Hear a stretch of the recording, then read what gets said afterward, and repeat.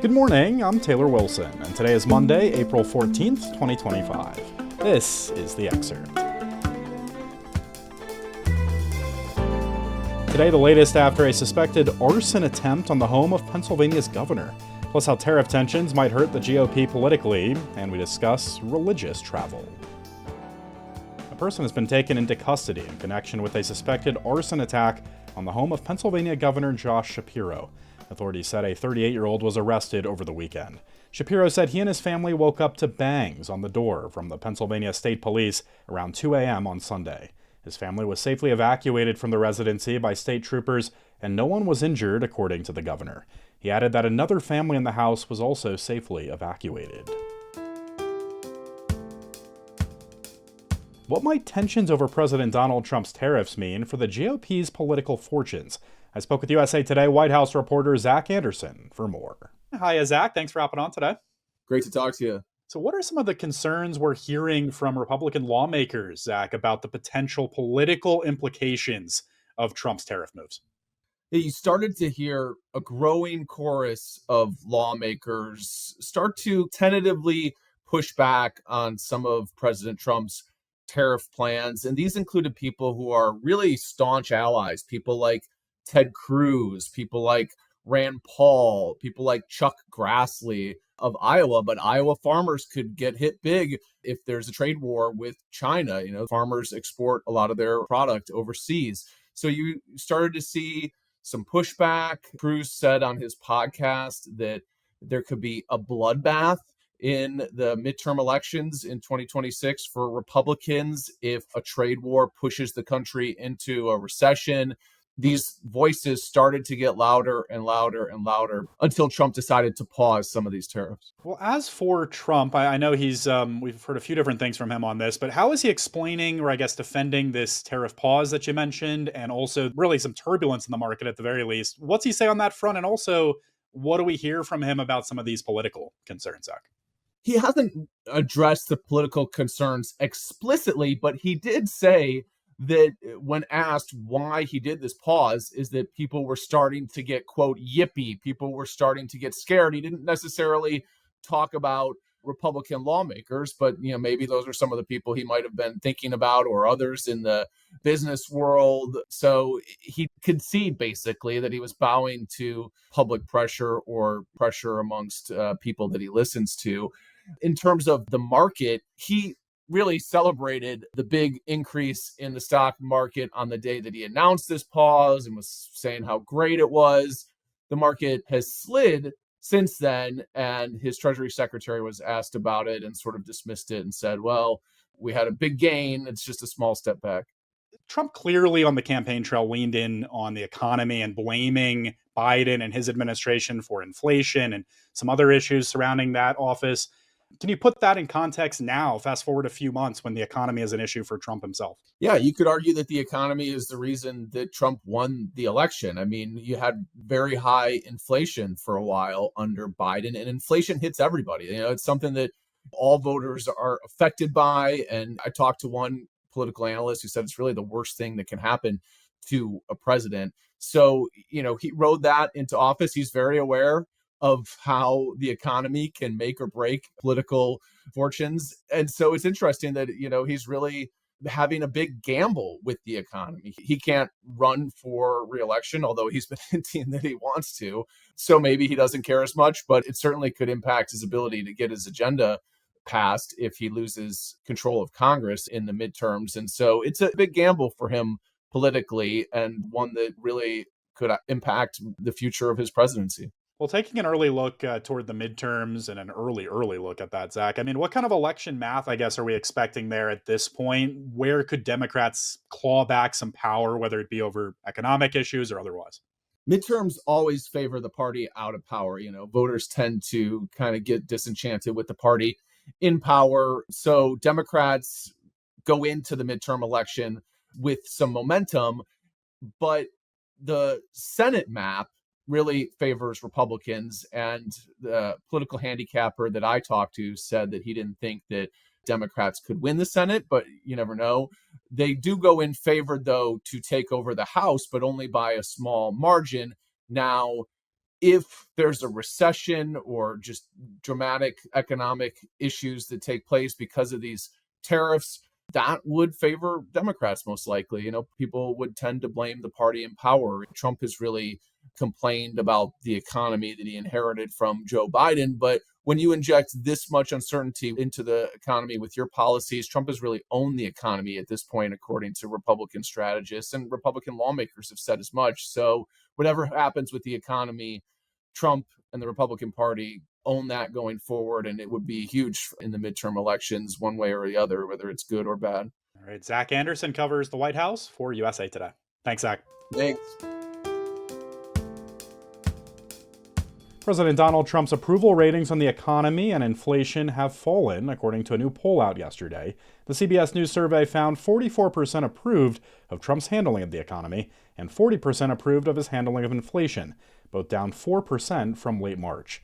The president's overall approval rating dropped to 47% this month, down from 50% in March and 53% in February. Views on Trump's tariff plans varied depending on respondents' political affiliations. At 91%, nearly all Republicans said Trump has a clear plan on tariffs and trade.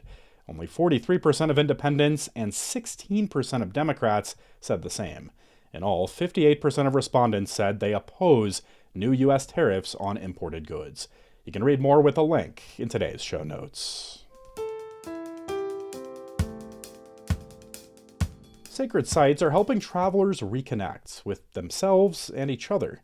With a number of major religious holidays this spring, I caught up with USA Today consumer travel reporter Zach Wichter to hear more. Zach, thanks for hopping on today. Yeah, thanks for having me. So let's just start by talking about Wad Khalafala and her journey in the Middle East. What can you tell us about this? She was telling me about how she is a Muslim woman, and when she was growing up, she never really felt this sense of connection to her faith. She kind of described it as like it was something that she had left in a box and was going to return to at some other time. And, it always felt kind of like deep and dark and mysterious to her. And starting in around 2020, she had people in her life who started to encourage her to take a visit to Saudi Arabia, which is obviously the site of the most holy sites in the Islamic religion. And so she said that over the years, she was hearing from people encouraging her to go. And in 2024, she went for the first time. And she said it really changed her perspective on her faith. And she said it allowed her the opportunity to come to her faith, in her own way and in her own time. And it really renewed her relationship to her culture. All right, how about this rabbi you spoke with, Danya Ruddenberg, who has written about having an encounter with the divine in Italy, among other things? What can you tell us about her story? Full disclosure, Rabbi Ruttenberg was the rabbi at the Hillel where I went to college at Northwestern University. So she and I know each other. I've known her since I was in college and one of her students. But Rabbi Ruttenberg has this really interesting story where she grew up Jewish, but was a self-proclaimed atheist for much of her childhood and teenage years.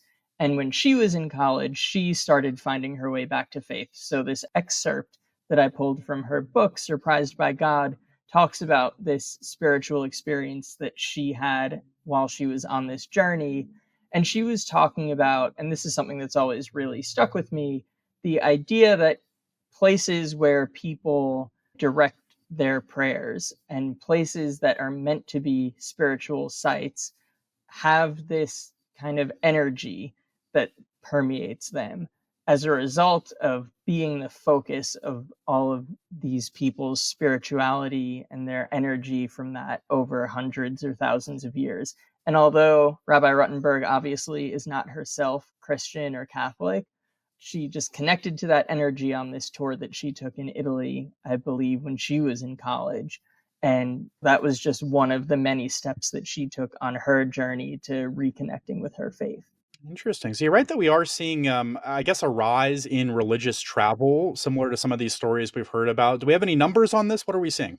So we are definitely seeing that this is becoming a more popular thing that people are seeking out in their travels. And I saw a report from Grandview Research that I believe was released in 2023. And they said that the religious travel industry at that time was valued at $254.3 billion. And that was on an upward trajectory. So in the years leading up to 2023, it grew year over year. The researchers anticipated that that trend would continue, and at least through 2030, that we would continue to see year-on-year growth in how many people were taking these kinds of trips and how much money they were spending to go on them. And Zach, you touched on this with Rabbi Ruttenberg, but just more broadly, can you help us understand really what visitors to religious sites say about just the power of this kind of travel? My colleague Bailey Schultz, who I co-wrote this piece with, we spoke to many travelers who had visited religious sites, either in their own faith or in other people's faiths, and they all shared this sense of that there's just a kind of, hard to put into words, but just this feeling that you get when you're in one of these sites, surrounded by all of this energy that people have been directing at a specific location for generations, and that it really helps you, in some cases, connect to your own culture, but in many cases also just reflect on this idea of humanity, and that, we're all kind of in the journey of life together, and that the things that may seem like differences on paper really shouldn't be dividing us in the way that they sometimes do.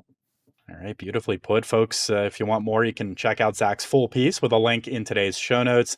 Zach Wichter covers consumer travel for USA Today. Thanks, Zach. Great. Thank you so much. Rory McIlroy has finally won a green jacket. The Northern Irish golfer had won just about everything else in his career, but the famous Masters golf tournament was always the one that got away. That was until yesterday.